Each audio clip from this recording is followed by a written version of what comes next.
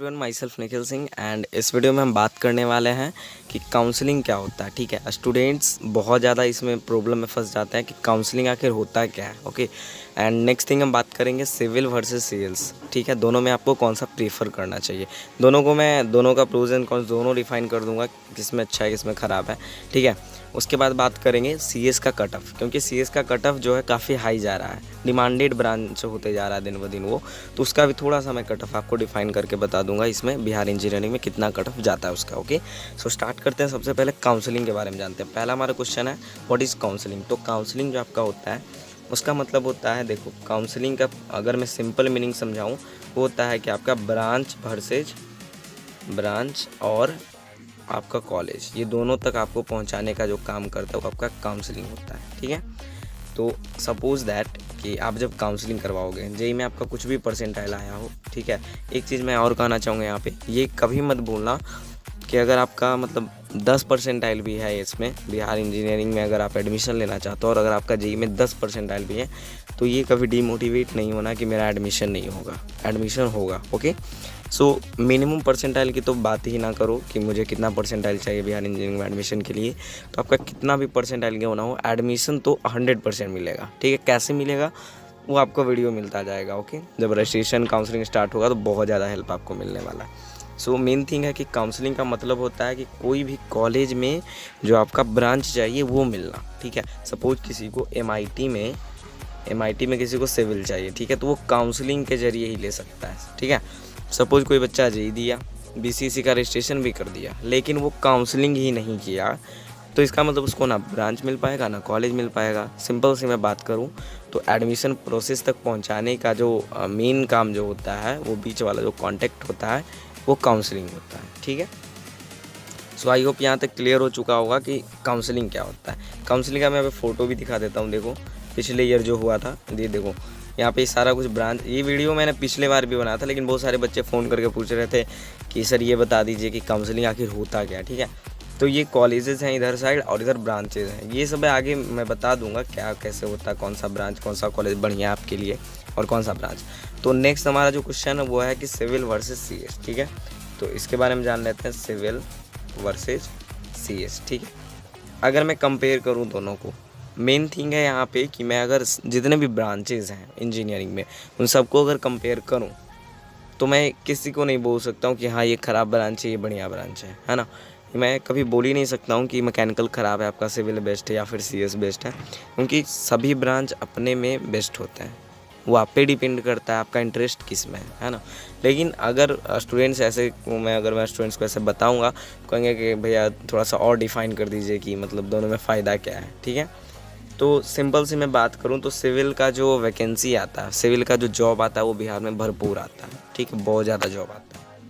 और सीएस का जॉब थोड़ा सा प्राइवेट सेक्टर में ज़्यादा आता है। सिविल गवर्नमेंट सेक्टर में घुस जाता है और सीएस आपका प्राइवेट सेक्टर में घुस जाता है। ठीक है, यही दोनों में डिफरेंस है और कोई डिफरेंस नहीं है। ठीक है, वो आपके ब्रांच डिपेंडेंट करता है कि आपको किस में इंटरेस्ट है ज़्यादा। ठीक है, अगर आपको सिविल में इंटरेस्ट है आप सिविल लो, ये मैकेनिकल में इंटरेस्ट मैकेनिकल लो। ठीक है, ट्रिपल ई में ट्रिपल ई लो, सीएस में इंटरेस्ट है सीएस लो। ऐसा कुछ भी नहीं है कि ब्रांच ख़राब होता है, सभी ब्रांच का अपना अपना प्रोज एंड कॉन्स होता है। ठीक है, तो अभी मैं यहाँ पे सिविल और सीएस को अगर मैं कंपेयर करूँ तो मैं कभी नहीं कर सकता हूँ कि सिविल आपका बेस्ट है और सीएस ख़राब है या फिर सीएस बेस्ट है और सिविल ख़राब है, ये मैं कहीं नहीं सकता हूँ।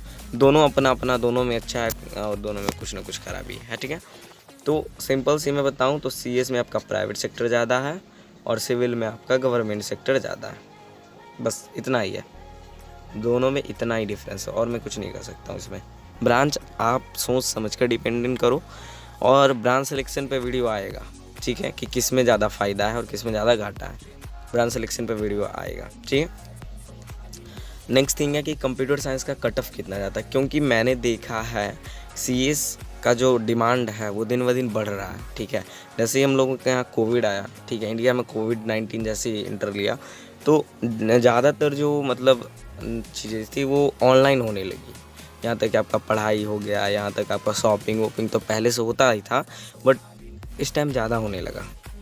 तो इसमें मोस्ट डिमांडिंग ब्रांच आ गया सीएस, क्योंकि सीएस में ये सब ज़्यादा होता है ना, सीएस में ये सब ज़्यादा होता है, इसीलिए सीएस का जो कट ऑफ है वो हाई जा रहा है। 2020 की मैं बात करूँ तो इसमें कट ऑफ बहुत ज़्यादा हाई गया था 2019 के मुकाबले, बहुत ज़्यादा। जहाँ पे कॉलेजेस 1200 पे क्लोज हुई थी 29 में, इस टाइम मात्र इतना पे ही क्लोज हो गई थी 2020। मतलब इतना ज़्यादा डिफरेंस आ रहा था, ठीक है। तो कट ऑफ बहुत ज़्यादा हाई गया था इस बार CS का, नो डाउट कि इस बार भी जाएगा ही जाएगा, है ना। तो अगर मैं एक क्राइटेरिया की मैं बात करूं कि हाँ इतना परसेंटाइल आपका है तो आपको कॉलेजेस मिल जाएगा CS में।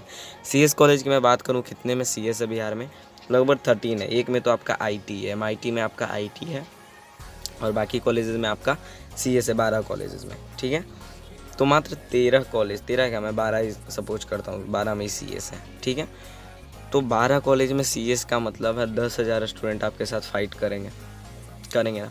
10,000 में से आपको 12 कॉलेज में CS लेने के लिए कम से कम परसेंटाइल की मैं बात करूं तो अगर आप एक जनरल कैंडिडेट हो, और अगर आप एक जनरल हो तो आपको 70+ लाओगे तभी जाकर किसी न किसी कॉलेज में CS मिलेगा। मैं ऐसा कभी नहीं कर सकता हूँ आपको LNJP IT में ही CS मिला जाएगा, ठीक है। और अगर आप EWS हो तो आपको 65 एभव रखना है, इससे कम आएगा नहीं मिलेगा बाबू, एकदम नहीं मिलेगा, कंफर्म बता रहा हूँ मैं। OBC की मैं बात करूँ, OBC में भी EBC की मैं बात करूँ तो इसमें भी आप 70+ ही रख लो। BC की मैं बात करूँ तो 70 एभव ही रख लो। मतलब अगर मैं बात करूँ फिर SC ST की, तो SC ST में थोड़ा सा आ सकता है, 55 या 60 से स्टार्ट हो सकता है। अगर इतना सबका स्टार्ट है परसेंटाइल तो मिल जाएगा। लेकिन अगर आप EBC BC जनरल EWS में आते हो, जनरल हो EWS हो या फिर आप EBC हो, तीनों में आपका बराबर परसेंटाइल आना चाहिए, 70 एभव रखना है। 70 से नीचे आओगे नो डाउट नहीं मिलेगा colleges, mop up round try करना होगा, ठीक है। तो ज़्यादातर ध्यान देना कि 70 एभव है तभी CS मिलेगा, उससे कम आओगे एकदम नहीं मिलेगा, एकदम श्योर मैं बता रहा हूँ, ठीक है। सो CS के बारे में मैं इतना ही बता सकता हूँ, ठीक है। और अदर ब्रांचेज के बारे में अगर जानना है, अगर कि हाँ भैया ब्रांचेज के बारे में बता दो कौन सा कैसा ब्रांच है, ठीक है, तो उस पर कमेंट कर देना, मैं बना दूंगा वीडियो, ठीक है। चलो मिलते हैं फिर।